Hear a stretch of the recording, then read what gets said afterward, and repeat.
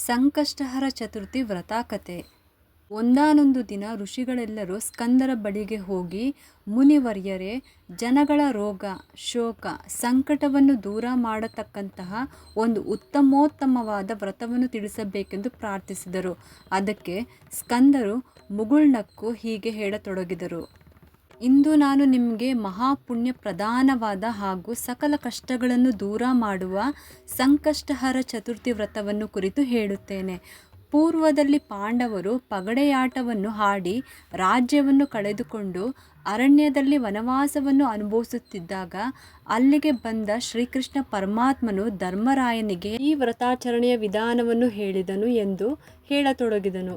ಆಗ ಋಷಿಗಳು, ಪರಮ ಪೂಜ್ಯರಾದ ಸ್ಕಂದ ಮುನಿವರ್ಯರೇ, ಶ್ರೀಕೃಷ್ಣನು ಧರ್ಮರಾಯನಿಗೆ ತಿಳಿಸಿದ ಶ್ರೀಮನ್ ಮಹಾಗಣಪತಿಗೆ ಸಂಬಂಧಿಸಿದ ವ್ರತವನ್ನು ಹೇಗೆ ಆಚರಿಸಬೇಕೆಂದು ತಿಳಿದುಕೊಳ್ಳಲು ನಾವು ಕಾತುರರಾಗಿದ್ದೇವೆ. ದಯವಿಟ್ಟು ವಿವರವಾಗಿ ಹೇಳಿ ಎಂದು ಪ್ರಾರ್ಥಿಸುತ್ತಾರೆ. ಅದಕ್ಕೆ ಸ್ಕಂದರು ಹೇಳುತ್ತಾರೆ, ಹಾಗೆಯೇ ಆಗಲಿ ಅಂತ ವ್ರತದ ಕುರಿತು ಹೇಳತೊಡಗಿದರು.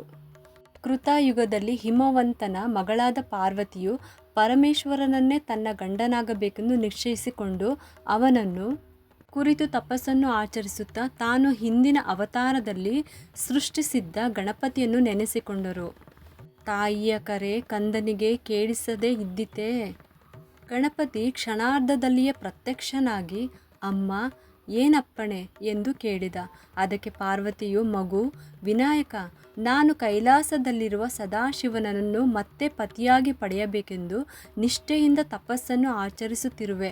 ಆದರೆ ಇನ್ನೂ ಪರಮೇಶ್ವರ ನನ್ನ ತಪಸ್ಸಿಗೆ ಒಲಿಯಲಿಲ್ಲ. ಇತ್ತೀಚೆಗೆ ಬಂದ ನಾರದರು, ನೀನು ಯಾವುದಾದರೂ ಒಂದು ವ್ರತವನ್ನು ಆಚರಿಸಿದರೆ ನಿನ್ನ ಇಷ್ಟಾರ್ಥಗಳು ಈಡೇರುತ್ತವೆ ಎಂದು ಹೇಳಿದರು. ಆದರೆ ಅದು ಯಾವ ವ್ರತವೆಂದು ಅವರು ಹೇಳಲಿಲ್ಲ. ದೇವತೆಗಳಿಂದ, ಮಾನವರಿಂದ, ರಾಕ್ಷಸರಿಂದ ಪ್ರಥಮ ಪೂಜೆಯನ್ನು ಪಡೆಯುತ್ತಿರುವ ತ್ರಿಕಾಲಜ್ಞಾನಿಯಾದ ನೀನು ಅದು ಯಾವ ವ್ರತ, ಅದನ್ನು ಹೇಗೆ ಆಚರಿಸಬೇಕು ಎಂಬುದನ್ನೆಲ್ಲ ತಿಳಿಸಿ ಪುಣ್ಯ ಕಟ್ಟಿಕೋ ಎಂದು ಕೇಳಿಕೊಂಡಳು. ಅದಕ್ಕೆ ಗಜಾನನ, ಅಮ್ಮ, ನಿನ್ನ ಕಷ್ಟಗಳು ದೂರವಾಗಲು ನೀನು ಸಂಕಷ್ಟಹರ ಚತುರ್ಥಿ ವ್ರತವನ್ನು ಆಚರಿಸು. ಶ್ರಾವಣ ಮಾಸದ ಕೃಷ್ಣ ಪಕ್ಷದ ಚತುರ್ಥಿಯಲ್ಲಿ ಈ ವ್ರತವನ್ನು ಆಚರಿಸಬೇಕು. ಈ ವ್ರತವನ್ನು ಮಾಡುವುದರಿಂದ ವ್ರತೋಪಾಸಕರು ಯಶಸ್ಸು, ಸಂಪತ್ತು, ಅಭಿವೃದ್ಧಿಗಳನ್ನು ಹೊಂದುತ್ತಾರೆ. ಆ ದಿನ ಅರುಣೋದಯಕ್ಕೆದ್ದು ಸ್ನಾನ, ಸಂಧ್ಯಾ ವಂದನೆ ಮೊದಲಾದ ನಿತ್ಯ ಕರ್ಮಗಳನ್ನೆಲ್ಲ ಮಾಡಿ ಸಾಯಂಕಾಲ ಚಂದ್ರೋದಯವಾಗುವವರೆಗೂ ಉಪವಾಸದಲ್ಲಿರಬೇಕು. ಸಂಕಷ್ಟಹರ ಚತುರ್ಥಿ ವ್ರತದಂದು ಗಣಪತಿಯನ್ನು, ಅಂದರೆ ನನ್ನನ್ನು ನಿಷ್ಠೆಯಿಂದ ಕ್ರಮಬದ್ಧವಾಗಿ ಪೂಜಿಸಿ ನಂತರ ಉಪ್ಪಿಲ್ಲದ ಮೊಸರನ್ನೋ ಅಥವಾ ನೈವೇದ್ಯಕ್ಕಾಗಿ ಮಾಡಿದ ಸಿಹಿ ಮೋದಕವನ್ನು ಸ್ವೀಕರಿಸಬೇಕು ಎಂದು ಗಣಪತಿ ತಿಳಿಸಿದ ಎಂದ ಸ್ಕಂದರು ಮುಂದುವರಿದರು. ಕೃಷ್ಣ ಪರಮಾತ್ಮನು ಈ ವ್ರತಾಚರಣೆಯ ವಿಧಾನವನ್ನು ಧರ್ಮರಾಯನಿಗೆ ಹೀಗೆ ವಿವರಿಸಿದ್ದಾನೆ. ಕರಿಯ ಎಳ್ಳನ್ನು ಸಂಕಲ್ಪಕ್ಕಾಗಿ ಉಪಯೋಗಿಸಬೇಕು. ನಿತ್ಯ ಹಿನ್ನಕಗಳನ್ನು ಪೂರೈಸಿದ ಬಳಿಕ ಪೂಜಾ ಸಿದ್ಧತೆಗಳನ್ನು ಯಥಾಶಕ್ತಿ ಮಾಡಿಕೊಳ್ಳಬೇಕು.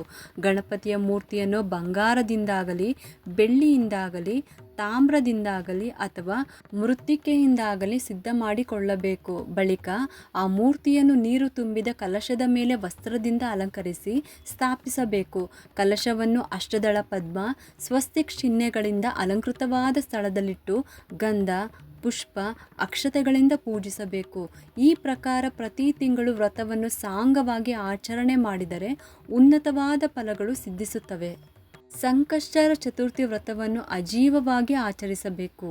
ಸಾಧ್ಯವಿಲ್ಲದಿದ್ದರೆ 21 ವರ್ಷ ಅಥವಾ ಕನಿಷ್ಠ 1 ವರ್ಷ ಮಾಡತಕ್ಕದ್ದು.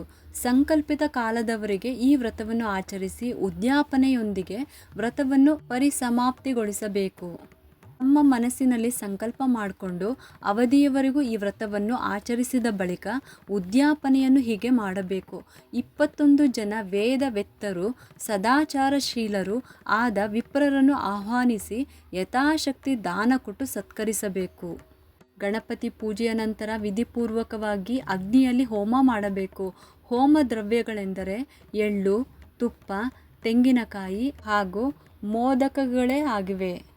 ತಮ್ಮ ಶಕ್ತಿಗೆ ಅನುಸಾರವಾಗಿ 1008, 108 ಅಥವಾ ಕನಿಷ್ಠ 78, ಕನಿಷ್ಠ 28 ಅಥವಾ ಕನಿಷ್ಠ 9 ಮೋದಕಗಳನ್ನಾಗಲಿ ಹೋಮದಲ್ಲಿ ಆಹುತಿ ಕೊಡಬೇಕು.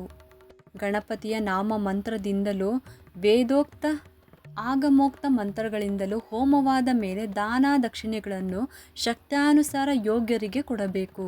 ದಾರಿದ್ರ್ಯ ನಿವಾರಣೆಯ ಬಯಕೆ ಇರುವವರು 21 ಜನ ಯೋಗ್ಯ ವಿಪ್ರರಿಗೆ ಗಣಪತಿಯ 21 ಶುಭನಾಮಗಳನ್ನು ಉದ್ದೇಶಿಸಿ ಭೋಜನ ಮಾಡಿಸಬೇಕು. ಗಣಪತಿಯ 21 ನಾಮಗಳು ಹೀಗಿವೆ. ಹೇ ಧರ್ಮರಾಜ, ಇದನ್ನು ಜಪಿಸಿದವರಿಗೆ ಕಷ್ಟ ಪರಿಹಾರವಾಗುವುದು ಖಂಡಿತ. ಗಜಾಸ್ಯ, ವಿಘ್ನರಾಜ, ಲಂಬೋದರ, ಶಿವಾತ್ಮಜ, ವಕ್ರತುಂಡ, ಶೂರ್ಪಕರ್ಣ, ಕುಬ್ಜ, ವಿನಾಯಕ, ವಿಘ್ನನಾಶ, ವಿಕಟ, ವಾಮನ, ಸರ್ವದೈವತ, ಸರ್ವಾರ್ಥಿನಾಶ, ಭಗವಾನ್, ವಿಘ್ನಹರ್ತ, ಧೂರ್ಮಕ, ಸರ್ವದೇವಾದಿದೇವ, ಏಕದಂತ, ಬಾಲಚಂದ್ರ, ಗಣೇಶ್ವರ, ಗಣಪತಿ. ಈ 21 ಶುಭ ನಾಮಗಳನ್ನು ಸ್ಮರಿಸಿಕೊಂಡು ಎಲ್ಲ ಕಾರ್ಯಗಳನ್ನು ಮಾಡಬೇಕು. ಗಣಪತಿಯು ಹೀಗೆ ತನ್ನ ಪೂಜೆಯನ್ನು ವಿದ್ಯುಕ್ತವಾಗಿ ಮಾಡಿದವರಿಗೆ ಶೀಘ್ರ ಫಲಗಳನ್ನು ನೀಡುವುದರಲ್ಲಿ ಸಂದೇಹವಿಲ್ಲ.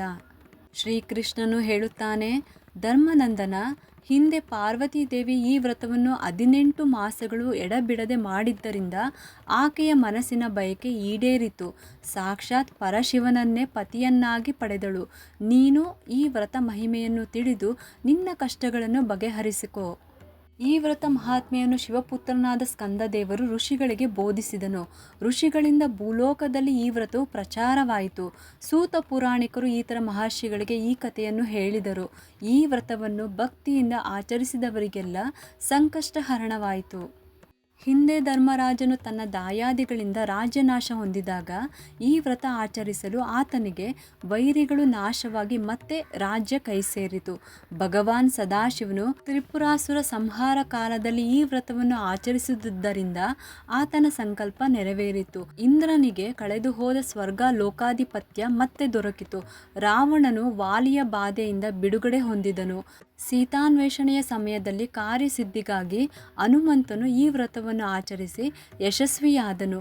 ದಮಯಂತಿ, ಅಹಲ್ಯೆ ಮೊದಲಾದ ಪತಿವ್ರತ ಸ್ತ್ರೀಯರು ಈ ವ್ರತದ ಆಚರಣೆಯಿಂದ ತಮ್ಮ ಪತಿಗಳನ್ನು ಸೇರಿಕೊಂಡರು. ಯಾರು ಏನನ್ನು ಬಯಸಿದ್ದರೋ ಅದು ಅವರಿಗೆ ಸಿಕ್ಕಿತು. ಗಣಪತಿಯ ಈ ಮಹತ್ತರ ವ್ರತವನ್ನು ಯಾರು ಮಾಡ್ತಾರೋ, ಯಾರು ಈ ವ್ರತ ಕಥಾ ಶ್ರವಣವನ್ನು ಮಾಡುವವರೋ ಅವರಿಗೆಲ್ಲ ಧನ, ಸಂಪತ್ತು, ವಿದ್ಯೆ, ಸಂತಾನ, ಆಯುರಾರೋಗ್ಯ ಅಭಿವೃದ್ಧಿಗಳು ಪ್ರಾಪ್ತವಾಗುತ್ತದೆ ಎಂಬಲ್ಲಿಗೆ ಸ್ಕಾಂದ ಪುರಾಣೋಕ್ತ ಸ್ಕಂದ ಋಷಿ ಸಂವಾದ ರೂಪವಾದ ಸಂಕಷ್ಟರ ಗಣಪತಿ ವ್ರತಾಕಥೆಯು ಮುಗಿಯಿತು. ಅಭಿಸ್ತತಾರ್ಥ ಸಿದ್ಧ್ಯರ್ಥಂ ಪೂಜಿತೋಯಸ್ಸು ಹ್ರೈರಪಿ ಸರ್ವ ವಿಘ್ನಚಿತೆ ತಸ್ಯಂ ಗಣಾಧಿಪತಯೇ ನಮಃ.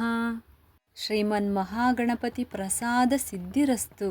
ಭದ್ರಂ ಶುಭಂ ಮಂಗಳಂ.